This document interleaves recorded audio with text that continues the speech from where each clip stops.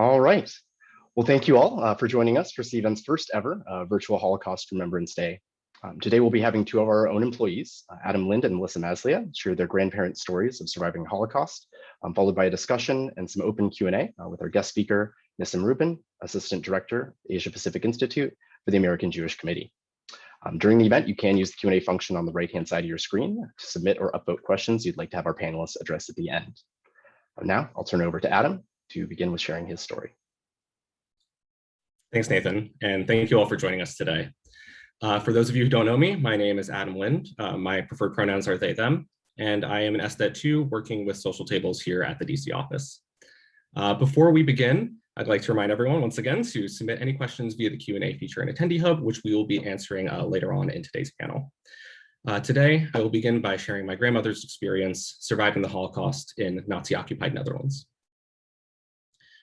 Almost 81 years ago to this date, on May 10th, 1940, Germany invaded the Netherlands.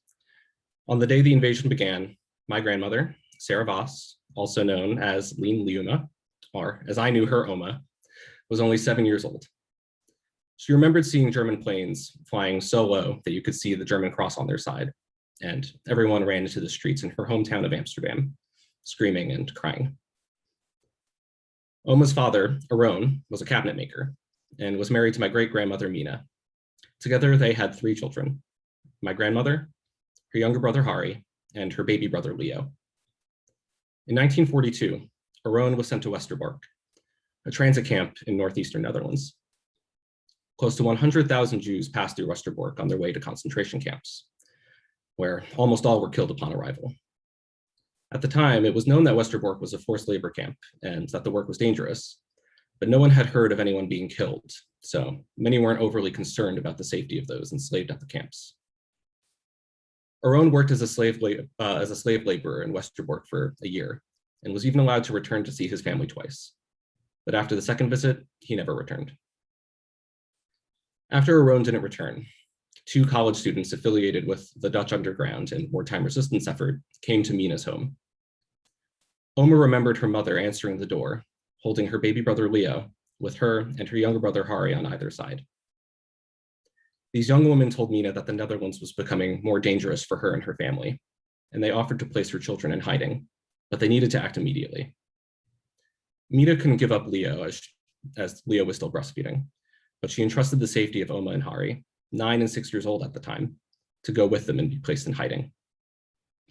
Oma and Hari boarded a train with the students to Utrecht in central Netherlands, where they had arranged to be hidden with a family in their home.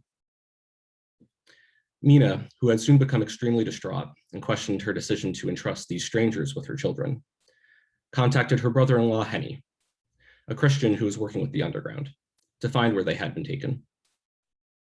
Henny discovered that Sarah and Hari had been placed in hiding with the same family and immediately had them separated for their safety.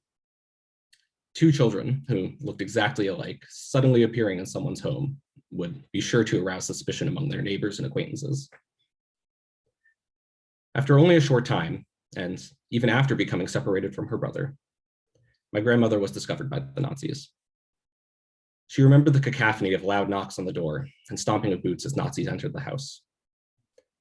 They said they had come to take the young Jewish girl they heard was hiding there, and left with no choice, the family gave my grandmother up. She was taken back to a large black car where she was seated between 2 Schutzstaffel, or SS, officers. Bribing her with candy, they interrogated her in an attempt to discover information about other Jewish people in hiding. Oma refused to disclose any information to the Nazis, shrugging her shoulders and pretending she didn't understand German. Eventually, the SS gave up and dropped my grandmother off at a Jewish orphanage. Luckily, she wasn't shot and killed on the spot, as many other Jews in similar situations were. Her uncle Henny was soon told of Oma's encounter with the SS and her whereabouts at the orphanage. Over the course of 6 weeks at the orphanage, Henny attempted to rescue Sarah on 3 separate occasions.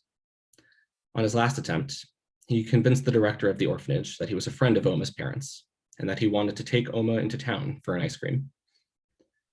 The director agreed on the condition that Oma would be returned by 5 p.m. As soon as they had left the orphanage, Henny took out a pocket knife and removed the yellow Star of David sewn to her clothing that branded her as a Jew. Henny and Oma then boarded a train to Bussum, a town north of Utrecht and east of Amsterdam. As they boarded, Henny told her to sit down, stay quiet, and look out the window. It then dawned on my grandmother that the train they boarded was filled with Nazi officers. Thankfully, they were able to make it to Bussum without issue, and Henny dropped off Oma at her new hiding place. Henny returned to the orphanage the next day to apologize to the director that he had not returned Oma. He claimed that a Nazi officer had snatched her off the street and that they had never seen her again. About 1 week later, Henny discovered that the orphanage had been liquidated and that all of the children, as well as the director and his family, would be sent to a concentration camp. On the day they were to be transported, Henny made his way to the train station and was able to locate the director and his family amid the chaos. He tried to convince the director to give him his 3 children so that he could put them in hiding, but the director declined, saying that if they had to leave, they would all leave together. Henny later discovered that the director, his family, and all 50 children in the orphanage were transported to Auschwitz, where they were murdered. Only a small fraction of over 1 million victims of the Holocaust that were killed there. After being rescued from the orphanage, Oma was hidden in plain sight for the duration of the war with multiple different families. While she often needed to relocate, she was able to stay with one family for about 2 years. The family had 5 children of their own, but they still shared what little they had with Oma, whether it was the scarce amount of food they were able to acquire or the untreatable lice that spread between all of the children. She attended church regularly alongside the rest of the family, so she would truly look like one of their children, so as to knock her suspicion among the neighbors. By the end of 1944, the Allied forces had liberated most of the south of the Netherlands, but the rest of the Netherlands wasn't liberated until the full surrender of German forces on May 5th, 1945. During that time, food was scarce, and thousands died of starvation. My grandmother had to resort to stealing vegetables from farmers and eating tulip bulbs in order not to starve. After the war ended, the Red Cross set up offices throughout Europe for survivors to obtain information on the whereabouts of their loved ones. It was at one of these offices that Oma confirmed that her parents, her own Amina, and her baby brother Leo were killed. In total, 19 members from both sides of my family were killed by the Nazis between 1940 and 1945. 75 years later, many surviving family members throughout Europe are still placing ads in newspapers and the internet, looking for relatives that may have survived the Holocaust. Henny continued to work with the Dutch resistance, saving more than a dozen Jews before being caught by the Nazis. He was sent to the Dachau concentration camp in southern Germany, where he was used as a translator since he was fluent in several languages. He apparently became friends with the prisoner, who was a doctor from Rotterdam. Henny contracted typhus at Dachau and knew he wouldn't survive the illness. He gave the doctor a letter to his wife, Dora, and unfortunately died from the disease a few weeks before Dachau was liberated on April 29th, 1945. After the war ended and Dachau was liberated, the doctor was able to find Dora and delivered the letter personally, telling her that he thought Henny was a great man.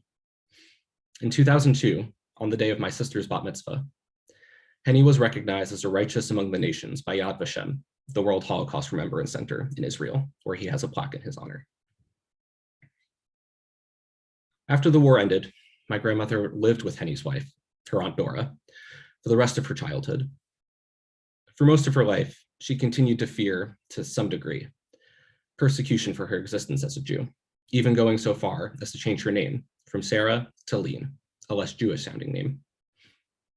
She met my grandfather, Alexander, in 1955. Alexander was raised in Hilversum, and his grandfather, my great-grandfather Harmon, was a chauffeur for a wealthy family. Before my grandmother, Katya, was a mother, she briefly worked as a model, a singer, and a dancer. Katya was Jewish, but Harmon was agnostic, and they lived in a wealthy family's guest house. My grandfather and his parents were able to remain in the home for the entire duration of the war. Due to the fact that they lived in the country and that my great-grandmother was married to a Gentile, they were never picked up by the Nazis. They weren't seen as a priority. My grandfather remembers SS troops walking through their front yard on multiple occasions. In fact, one day, my grandfather, around age 7, was wearing his father's raincoat. SS soldiers were doing maneuvers in his backyard and noticed my grandfather. They didn't realize he was a little boy. They yelled at him to halt or they would shoot. My grandfather obeyed, and they realized he was just a child and left him alone. Sarah and Alexander fell in love, got married, and gave birth to my mother, Simone, in 1961 in Zeist. Oma struggled for decades with her experiences during the Holocaust, but began to re-embrace her Jewish identity and open up more about her experiences after my sister and I were born and raised Jewish. Although she didn't like to recount her experiences, she was able to give my mother the details of this story in 2004. My mother, Simone, retold our family story over 100 times to her 10th grade students while she was a teacher at a high school in Hudson Valley, New York. Oma passed away of a heart attack after suffering a series of several strokes on August 15th, 2015 in Connecticut. My grandfather is turning 86 this year and lives in Connecticut. By the end of the war, 205,901 Dutch individuals had died of war-related causes. And the Netherlands had the highest per capita death rate of all Nazi-occupied countries in Western Europe at 2.36%. Over half of those, about 107,000, were Jewish Holocaust victims, which was over 75% of the Jewish population at the time in the Netherlands. 6 million Jews, 500,000 Romani people, also known in America by the pejorative term gypsies, 250,000 mentally or physically disabled people, 3 million Soviet prisoners of war, as well as Jehovah's Witnesses, LGBTQI plus individuals, social democrats, communists, trade unionists, and many other marginalized groups were killed by the Nazis. Against all odds, my grandmother persevered, survived, and raised 2 children. She felt extremely blessed to watch them and her 4 grandchildren grow and flourish. Thank you all for listening and sharing this experience with me. I'd like to now introduce Melissa Maslia to talk about her grandfather's experience surviving the Holocaust. Wow, Adam, thank you for sharing your grandmother's story with all of us. It definitely rings similar and true to my story as well. And thank you all for joining. My name is Melissa Maslia. I'm a regional sales manager at Cvent, and I also came from Social Tables alongside Adam. So similarly to Adam's story, my grandpa never really talked about his life in Germany growing up. I never knew what happened. And I think that's pretty common for anybody who's been through such a traumatic experience, such as surviving the Holocaust. However, my aunt was able to sit down with him, thankfully, before he died, and she recorded his story so that his memory could continue to live on through his wife, his children, and his grandchildren. So I'm going to share a part of his story with you all that was transcribed directly from his words. It was great growing up. They didn't have much time like we do here to do much with the children. My father was busy. My mother was busy. My father sold hides and skins. My mother had a shoe store and had to take care of the 5 children. We didn't spend time in the stores with them. We were well off. My mother had the shoe store. It was attached to the house, and she did nicely. But all the bills that came in, my father paid, and whatever she took and she kept for the girls, my father said, if we didn't have the shoe business, we would be well off. It was a village. People don't always pay for the shoes. They charged it, and every Sunday morning, my father would go through the book. But the funny part was that when they came, my mother asked my father, they're good, these people. He would never say, don't give them anything. But that was something. Every Sunday morning, he would go through the book. The water bowl in the pitcher was always frozen when we got up. That's why I have the red lines in my cheeks. My mother had red cheeks too.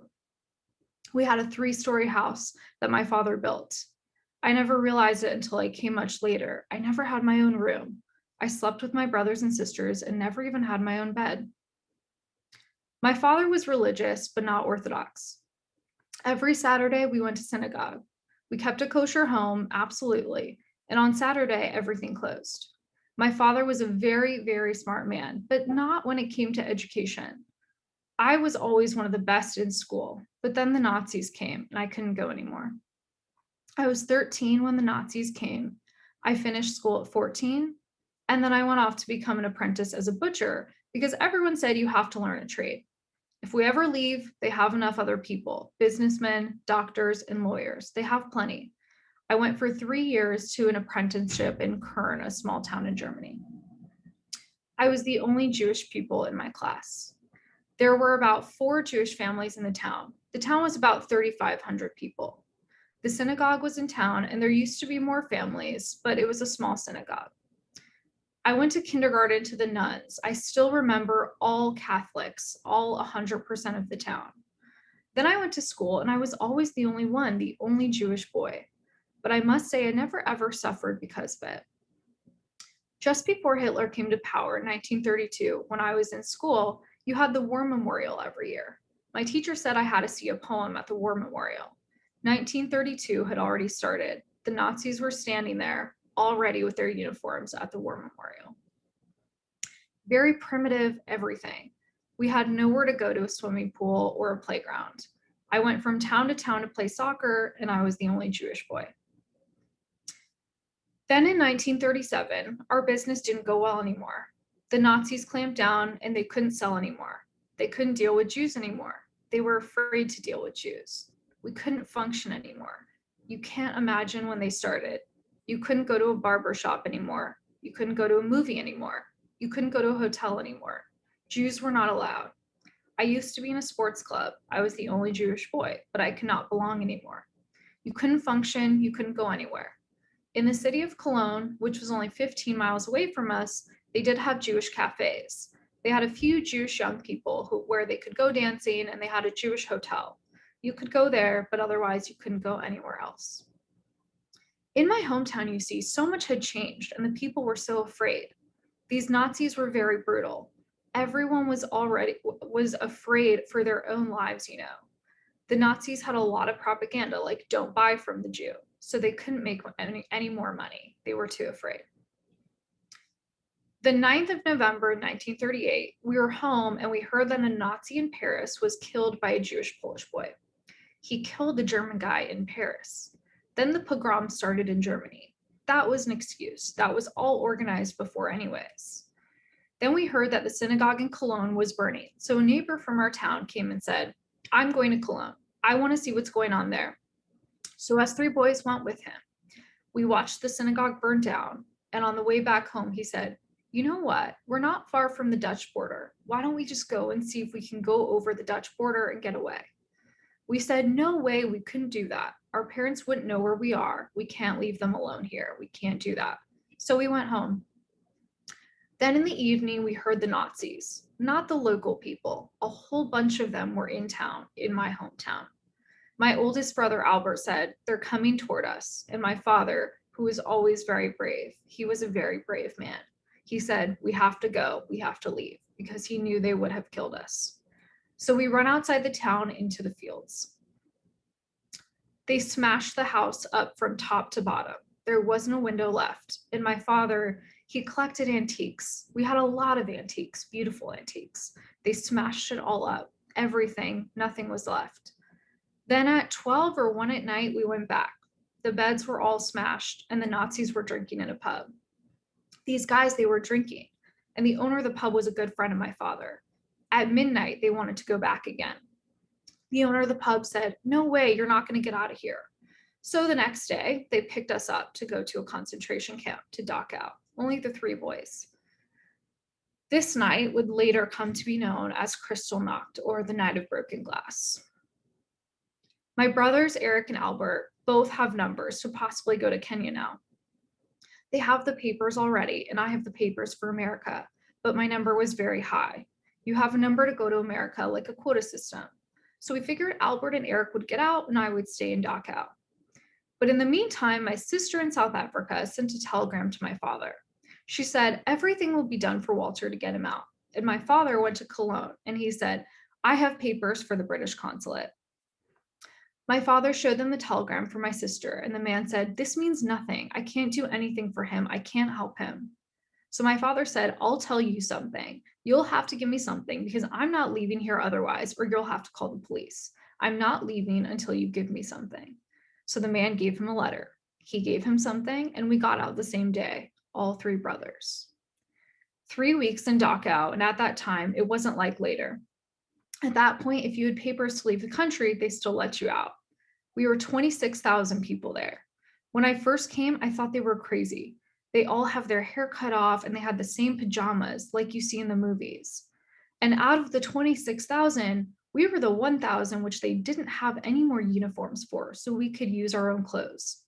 We had to march every morning from 6 till evening, every day, and singing from morning till night. And I was only 19. And I had to give the commands left and right and sing. After 3 days, I was so hoarse, I couldn't do it. So they took these men that were in the First World War and they had to shout and march because these Nazis, the SS, were supervising. We were discharged on the 1st of December of 1938. We went back home when we got out of Dachau and saw my parents again. They had put the glass back in the windows. A few weeks later, us three boys drove to Hamburg and we went by boat to Kenya. It took us 7 weeks all around the Cape. We got to Africa on a German boat called the Watusi. And when we got to Mombasa, everybody got off the boat except us. My brother said, "Well, if they don't let us off, we'll have to go back to Germany." But I wouldn't have gone back. We weren't far from land. I would have jumped in and swam across the ocean. But then our friends got in touch with the Jewish organization in Nairobi, the Jewish Committee, and they signed for us, but they had a stipulation that we could not go into town in Kenya for the first 3 years. We had to go on a farm. They didn't want us either, you see. They were all afraid for anti-Semitism. Once my sister Hilda left Germany and my parents were all alone. My parents, I don't know. They were taken out of the house and put together with other Jewish families in one lot. And then on June 15th, 1941, I got the letter that they were deported and we don't know what happened. My brother and I started our business a few years later, a meat market in Eldoret. The name was Hygienic Butchery. After we sold our business in Eldoret, we went to Nairobi. We bought a house in Nairobi and we wanted to settle down since there was a big Jewish population. We were in touch with the biggest butchery and wanted to buy it. You see, you couldn't start a butcher store from scratch because the law was if there was no need for a store, you couldn't do it. When that didn't work out and the owners told us they weren't going to sell after all, we decided we would try to go to America. It was 1949, 10 years after we left Germany, and we got to America by boat. Now, there's a lot more to his story, but my grandfather ended up in Hartford, Connecticut, went into business with an acquaintance running a wholesale meat facility. And he ended up meeting my grandmother a few years later, and they got married soon after. She had also immigrated to America from Germany with her family, and thankfully all 4 of them made it out just as Hitler was rising in power. During the Night of Broken Glass, the Nazis destroyed hundreds of synagogues throughout Germany, Austria, and the Czech Republic. Over 7,000 Jewish businesses were damaged or destroyed, and 30,000 Jewish men were arrested and incarcerated in concentration camps. When I learned that my grandfather never knew what happened to his parents, I decided I wanted to try and learn more. A few weeks after moving to DC, I visited the Holocaust Museum and went to the research department. A man walked out of his office and asked how he could help me, and I told him about my grandpa's story.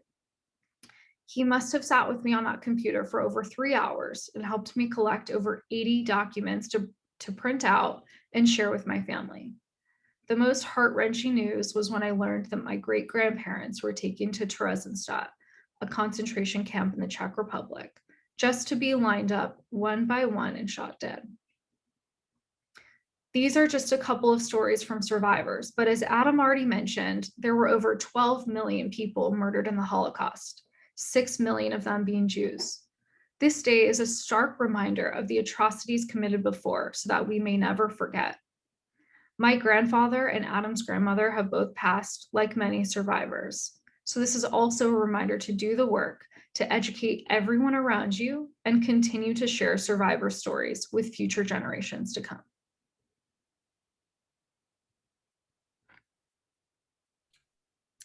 Thank you for sharing that powerful retelling of your grandfather's experience with us, Melissa.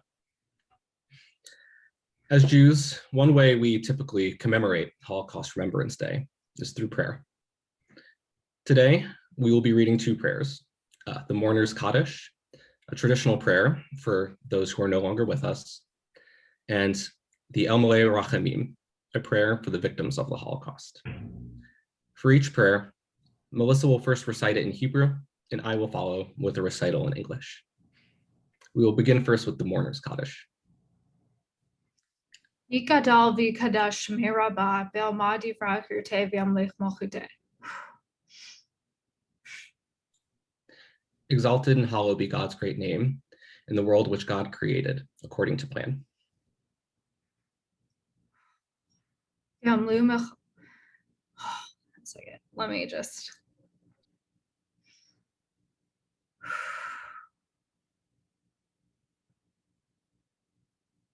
It's hitting me at a different time. Yikadal v'kadash miraba be'almadi v'rakirte v'amlich mochute. V'chaychon v'yomechon v'chayedecho be'Yisrael. Pagala v'sman kari v'imru amen. Yeheshme Rabba Mevarach Le'olam Maya. Yitbarach Yishabat Pipa'ar V'Trama V'Naseh V'Tadar V'Talai V'Tala Shmei Chud Shabrechu Le'olam Yichol Chata V'Shirata Tush B'Chata V'Nachmata Dami Ram Be'Oma V'Imru Amen. Yehesh Lama Rabba Min Shemaya V'Chayim Aleinu V'Kol Yisrael V'Imru Amen. Hosei Shalom V'Imru V'Chul Yaseh Shalom Aleinu V'Kol Yisrael V'Imru Amen. Exalted and hallowed be God's great name in the world which God created according to plan. May God's majesty be revealed in the days of our lifetime and in the life of all Israel, speedily and imminently, to which we say, Amen. Blessed be God's great name to all eternity. Blessed, praised, honored, exalted, extolled, glorified, adored, and lauded by the name of the Holy Blessed One, beyond all earthly words and songs of blessing, praise, and comfort, to which we say, Amen. May there be abundant peace from heaven and life for us and all Israel, to which we say, Amen. May the one who creates harmony on high bring peace to us and all Israel, to which we say, Amen. And now for the El Malei Rachamim. El Malei Rachamim Shochem Bamramim Chamsei Menucha Nichona Al Konei Chashkina B'Ma'alo Kedoshim Utchorim Kazaher Harakia Mazchirim et Nishmot Achenu B'nei Yisrael HaKadoshim V'Chotchorim Shenaflu Bidei Charotzchim V'Nishbach Damam B'Ashvitz Meidonek Treblinka Uveshar Machano Chashmon Be'Europa Shenei Hergu Shenish Hatu V'Shenis Refu V'Shenitbeu V'Shenechnichu El Kadush Hashem Ba'avor Shechol HaKahal HaKadosh Hazeh Mitpalalim Ba'ad Hazkarat Nishmotam Began Eden Tihe Minuchatam L'chein Bahal Harachamim Yostiram Beseter Kinafech Leolamim Vitzaror Ha'chaim et Nishmotam Adonai Hu Nachalach Tom V'yanuchu Al Mishkivotam B'Shalom V'Nomar Amen. O God, who are full of compassion, who dwellest on high, grant perfect rest in thy divine presence to all souls of our holy and pure brethren, whose blood was spilled by the murderers in Auschwitz, Belzec, Bergen-Belsen, Dachau, Majdanek, Sobibor, Treblinka, and other extermination camps in Europe, who were killed, strangled, burned, and buried alive for the sanctification of thy name. For those whose souls we now pray, may their resting place be in the Garden of Eden. May the Master of Mercy shelter them in the shadow of his wings for eternity. And may he bind their souls in the bonds of love. Hashem is their heritage, and may their repose and peace be their resting places. Now let us say, Amen.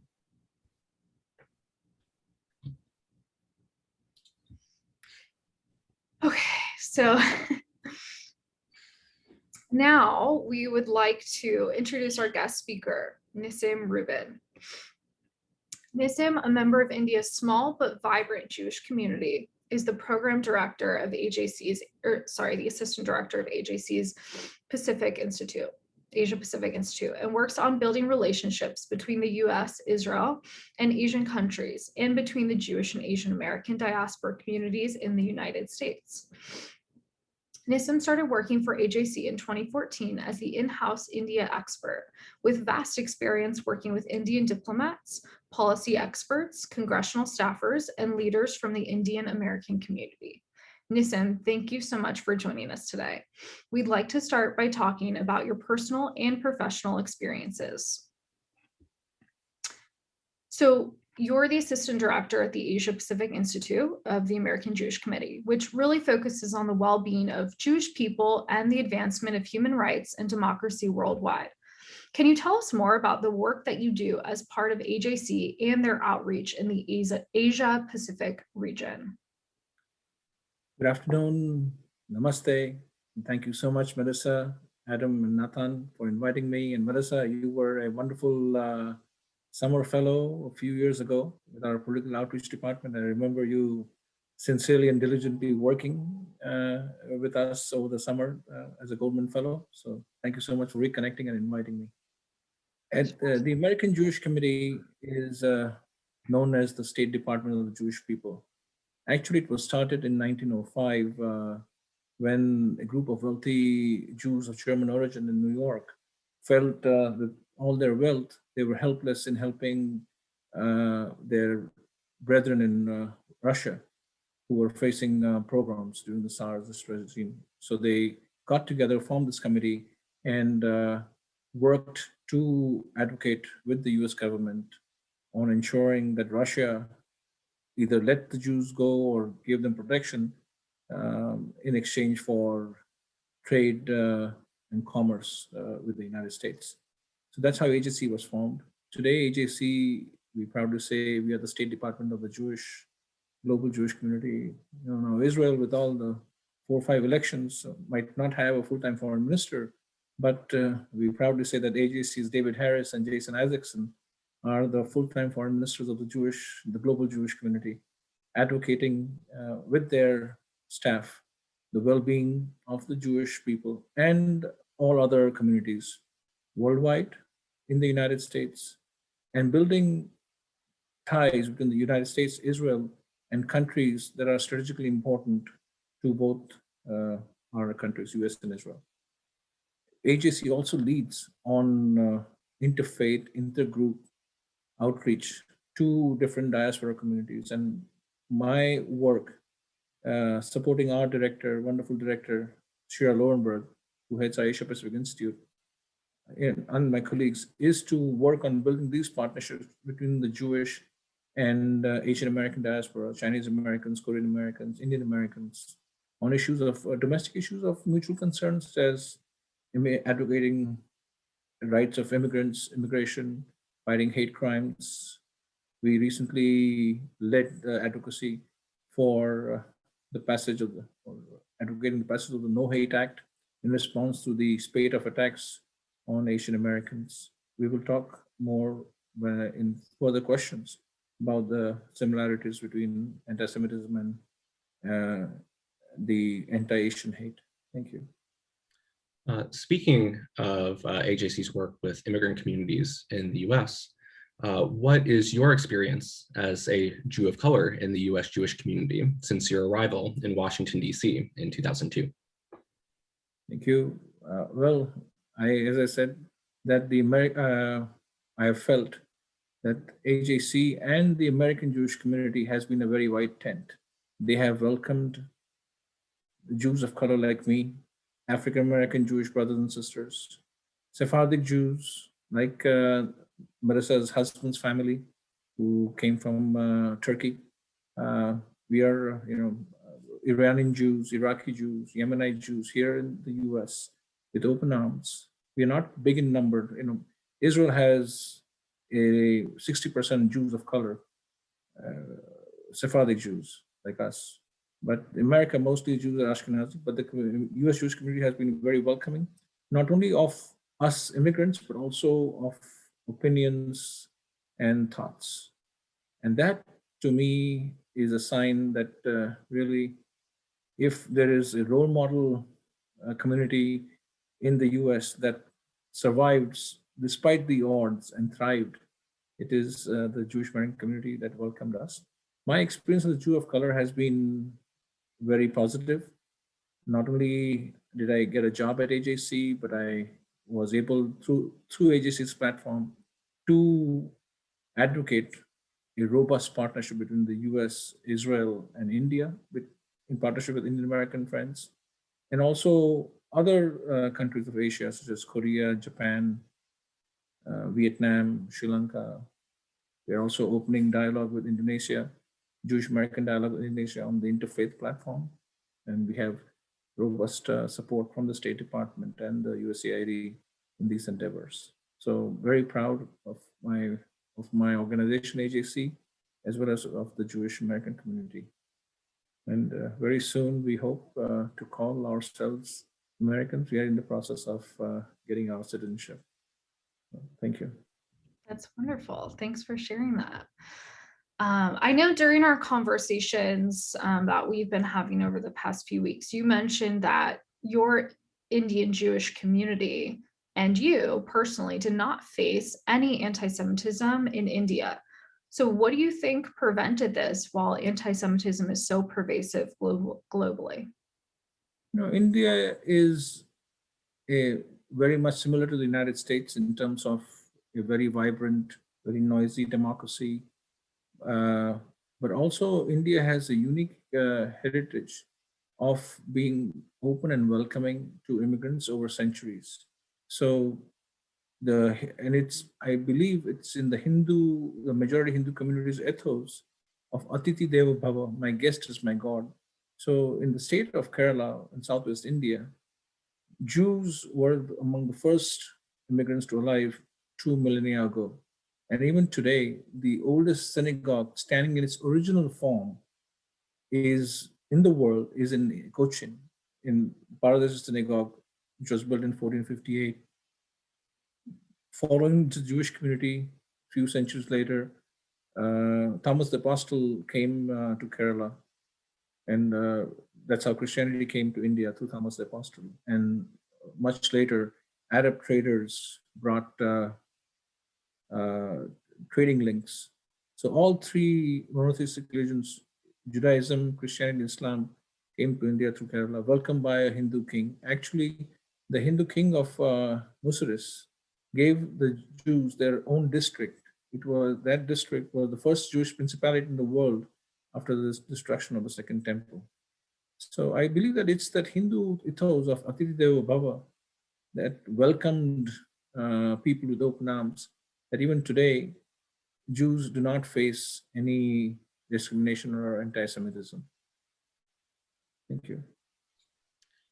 You also mentioned in some of our conversations that all of your synagogues in India are located in Muslim majority neighborhoods, and that most students in Jewish community owned and run schools in Calcutta and Mumbai are Muslim.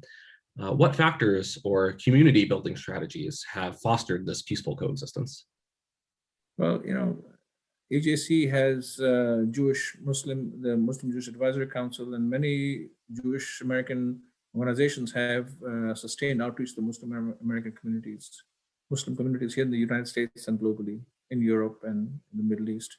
But India is a role model example of how the relationship thrived and evolved naturally. All our synagogues are located in Muslim majority neighborhoods in Mumbai, Calcutta, Ahmedabad, Delhi, Cochin, and Pune.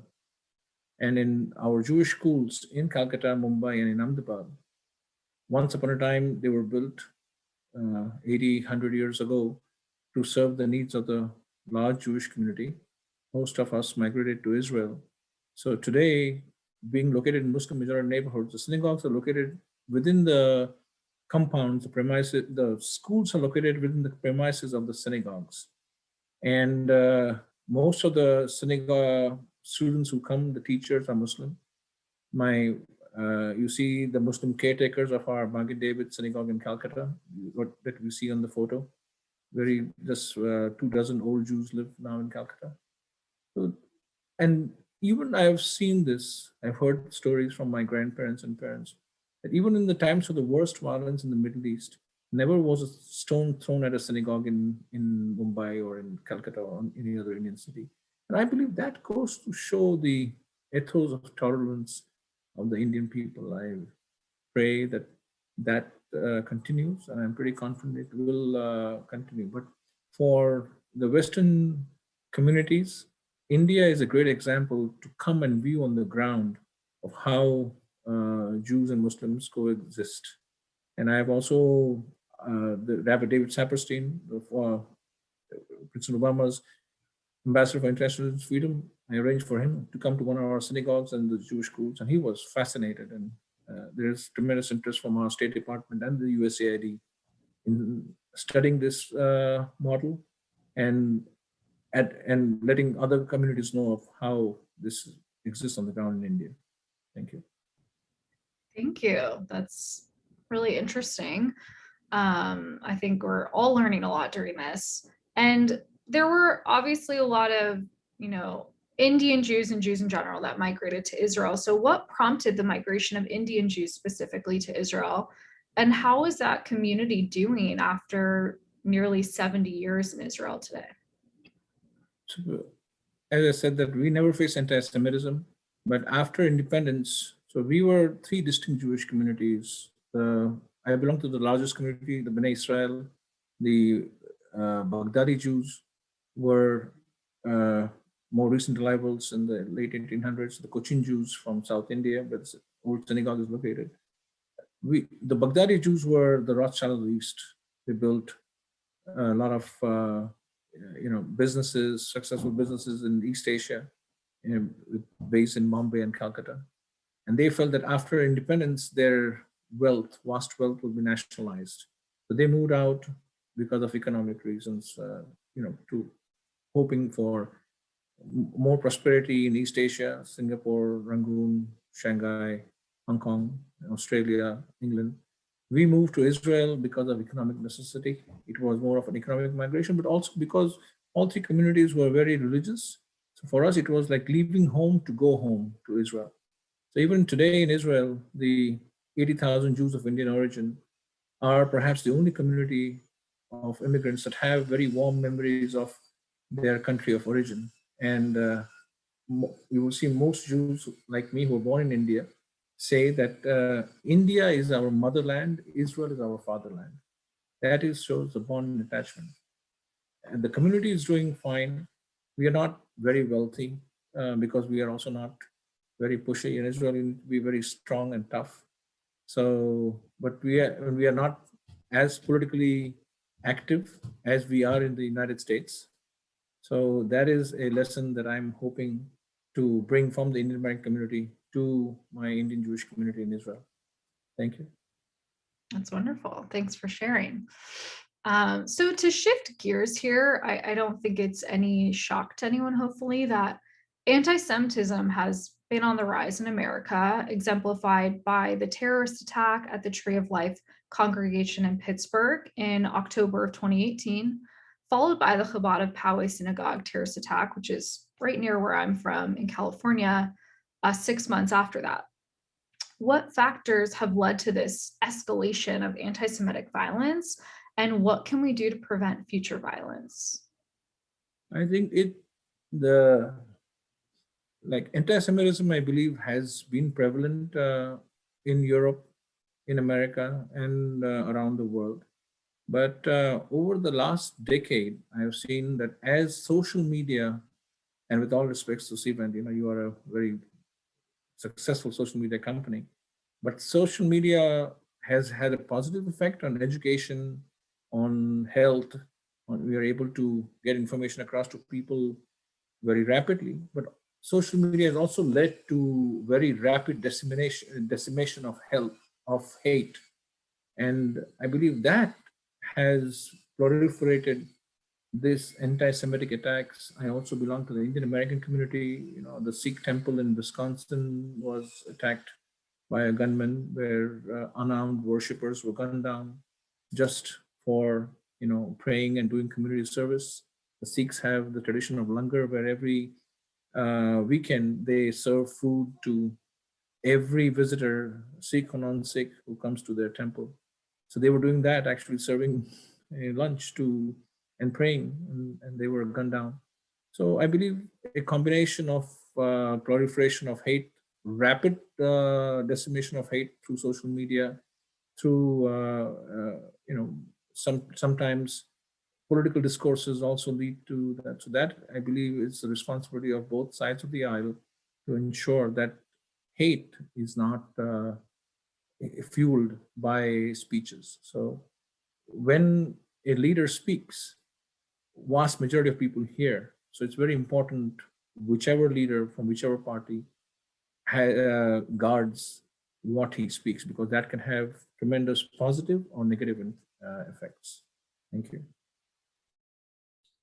While we're on the topic of other issues we face as a global community in the modern day, globally, we're experiencing a multitude of refugee crises, such as those people fleeing from the Yemen civil war, Latin American refugees on the US-Mexican border, and most recently, those fleeing from the military junta in Myanmar. What can we learn from deficient responses to Jewish refugees in the lead up to the Holocaust to prevent the same atrocities from being perpetrated today? I have, read and studied whenever I went to the Holocaust Memorial Museum in Israel, here in Washington, DC, and I go through details very slowly and minutely. And I saw that when our Jewish community was in need and there was no Israel, nobody came to help. And including this great nation, which I have tremendous admiration, affection, and attachment to, neither United States, neither European countries like UK or Australia or Canada opened their doors, saying that they didn't want somebody else's problem into their shores.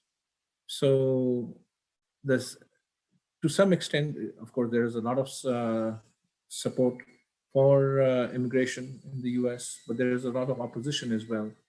And we need to find a balance about educating people, about how immigrants are useful to our country. The United States, what people do not realize is that we are where we are today economically, socially, because of immigration. We are a young nation because we have steady infusion of immigrants. We are unlike Japan, Italy, Germany, where there is a rapidly aging population, or even China. So your company, founded by Reggie Agarwal, an immigrant from India, and Google, headed by Sundar Pichai, an immigrant from India, or Microsoft, headed by Satya Nadella, an immigrant from India. And how many jobs these immigrants have created and how much economic vitality they brought to this great country.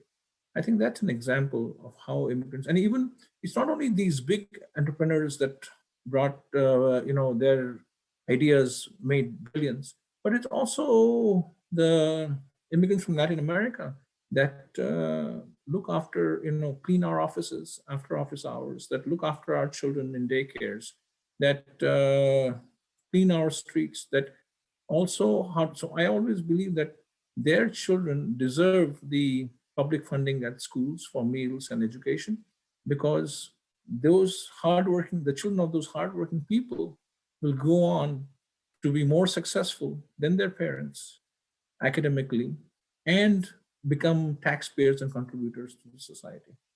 At the same time, we also have to ensure that the safety and security of our society and communities is maintained, and ensure that any criminal activity is investigated and addressed immediately. Thank you. Thank you. In America, we've seen a recent increase in violence against Asian Americans since the start of the pandemic, due in part to the racist rhetoric correlating COVID-19 and Asians and Asian Americans. So what lessons can be learned from the Holocaust and the fight against anti-Semitism to help uplift and support the Asian American community and stop this perpetuation of violence. You know, during the Holocaust, if for those of us that have studied American political scene during or before or after the Holocaust, about 42 rabbis came from around the country, or community leaders, asking the one lone Jewish member of Congress for appointment with the US president, so they could beg the president to bomb the rail lines that were transporting Jews to concentration camps, so that few Jews would be killed, but at least many millions more would be saved because they would not be transported there, and they couldn't get a meeting with the president. So that failure during that time, because it was a different time, we were not as organized, we were not as so advocacy is a very important part of efforts to ensure that we are not, we stand up and fight hate. So today, the Jewish community, we are much more successful, but we have stood with our African-American brothers and sisters during the civil rights. We were the first white community to go and stand in solidarity with them. Many of us were killed in those efforts. The AJC has also got a robust outreach to to our Muslim Jewish Advisory Council, to the Muslim American community, to stand up with them in their fight against Islamophobia and phobia. We also have stood with immigrants, many from Latin America and other places, in their fight. So, and now we have stood very robustly in support of our Asian American brothers and sisters who are facing uncalled for hate. Asian Americans, like most Americans, are loyal citizens. They work hard, they contribute to our economy, contribute to our society, academically, economically, socially, culturally. Tell me which American doesn't like Chinese food, Indian food, Vietnamese food? We all love it, right? So I believe partnering with our Asian American brothers and sisters in advocacy and teaching them our successful advocacy models will be very impactful in ensuring that their voice is heard and amplified in the fight against anti-Asian hate. Thank you. All right. With the time remaining, I think we'll go ahead and switch to the open Q&A. But first, just want to say, Nissim, thank you again for joining us. And thank you, Adam and Melissa, for sharing your family stories and for the openness and vulnerability that takes. The entire Cvent community very much appreciates getting to hear and be exposed to things like this. So to start us off, the first question, which is one that I selfishly seeded and very much wanted an answer to, is what can folks like myself, or where folks some ways that different allies can support the Jewish community both in America and around the world? And maybe Nissim, we'll start with you if you have any suggestions there. Sure. So, the American Jewish community is really like a role model. It is a role model community. We have institutions within our community that address specific areas. So let's say the American Jewish Committee is the State Department of Jewish people. The Anti-Defamation League is like the home ministry, the interior ministry of our community, where we advocate not only against anti-Semitism, but also advocate for the rights of other people, other communities. ADL also helped Indian Americans in '88 when they were attacked for wearing bindis in New Jersey. We have the Joint Distribution Committee, JDC, which is like the USAID of our Jewish community, where we support Jewish and non-Jewish communities around the world with education, food supplement, food and medical supplements, as assistance, financial assistance for food and medicines. So if this role model Jewish community is copied by Asian Americans for activism in the US, as well as helping their countries of origin back home, I think they will really be very successful in their efforts. Thank you. Thanks. Adam or Melissa, anything to add to that? Yeah, I think personally, a lot of it has to do with educating yourself, and I certainly try and educate all those around me, but I think there's only so much us as Jews can do. A lot of it does come down to, you know, looking outside at other, whether it's reading books, watching movies, learning what you can, and then asking questions. I'm always happy to answer questions that people have. I think Jews seem very prominently known in this country, whether it's, you know, people who are famous or whatever it might be that come out of the woodworks. But we have to remember at the end of the day that Jews are not, you know, just as Nissim as an example, Jews are not just part of the white population of America. We are an extremely small minority, only 2% of America and 0.2% of the rest of the world. So I think just keeping that in mind, and it's okay to not know things and it's okay to ask questions. But I think when you stand by and don't say anything or don't speak up on behalf of your, you know, maybe Jewish friends or, you know, anyone in your life, then that's where it can feel like we really are alone. Yeah, and echoing a similar sentiment to what Melissa and Nissim have said, I think that one of the most important aspects of allyship is truly listening and engaging with the discourse that these specific community groups are and the dialogues that they are having. It's hard to be an ally if you're not truly listening to what people are telling you and what issues they're facing in a community. Great points. Well, moving on to the next question here. This one is actually for Adam and Melissa as well. How did this event come about? And is there a Jewish community within Cvent? And if so, how can folks get involved? Yeah, so this event was actually inspired by one of my close friends and colleagues here at Cvent, Bonnie Allen.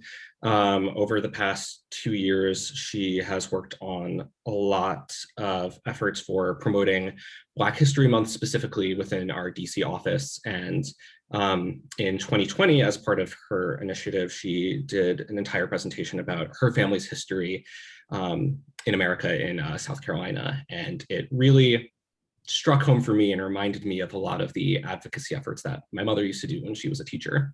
And I felt that I had an obligation to continue telling these stories in some capacity wherever I could. I ended up reaching out to Melissa a couple of months ago, and you know, it sort of took off from there. And Melissa, if you want to talk about some of what our future roadmap is looking like as far as continuing efforts within Cvent. Yeah, I mean, I was happy to hear from Adam. I think we realized we were, you know, the only 2 Jews left in our DC office possibly, and wanted to make this more well-known. I was happy to also include Nissim to, you know, just bring a different perspective from the global community. And for future events, I don't know if we have events yet, but I think as we were planning this and realizing that we weren't sure who to reach out to or how to get in touch, we did create a Slack channel. Right now it's just called Cvent Jews. It's kind of a catch-all, just trying to get anybody who wants to be involved, ask questions, you know, put on future events, or just have a small community of people to go to. I think we might have like 14 people now, and hopefully it'll keep growing. So yeah, and otherwise just reaching out to us with any ideas. I mean, we're happy to continue being a part of this. Wonderful. Well, we've got just about 2 minutes left, so we'll need to be brief with probably one more question here. But jumping back to a point that Nissim, you mentioned a little bit ago, you know, certain leaders in the US seem to have actively promoted some hate speech, or at least public figures that we've seen over the last few years. What are some things we can do to help combat that effectively?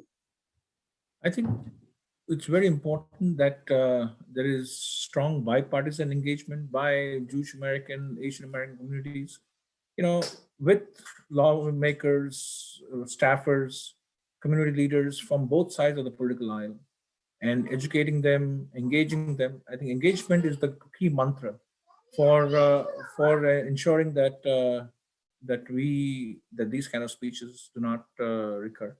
And we have seen, you know, very positive results of those. AJC has been very successful at strong bipartisan engagement.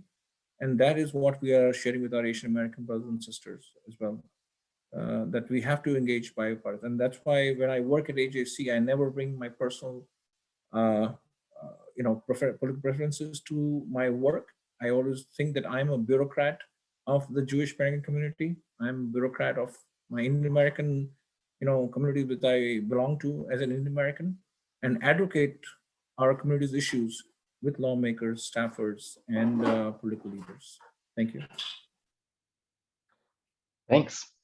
Great. Thank you, everyone, for your questions today. Unfortunately, that's all the time we have left.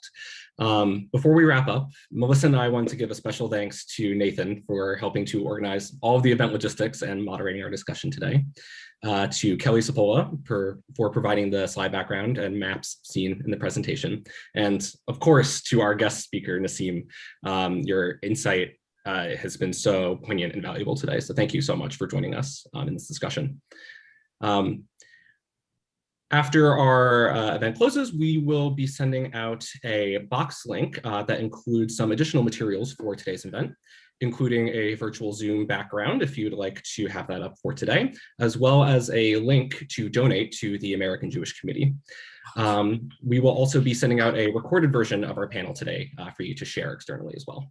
And thank you, everyone, for joining us. Yeah, thank you so much for joining. Thank you. Namaste. Shalom.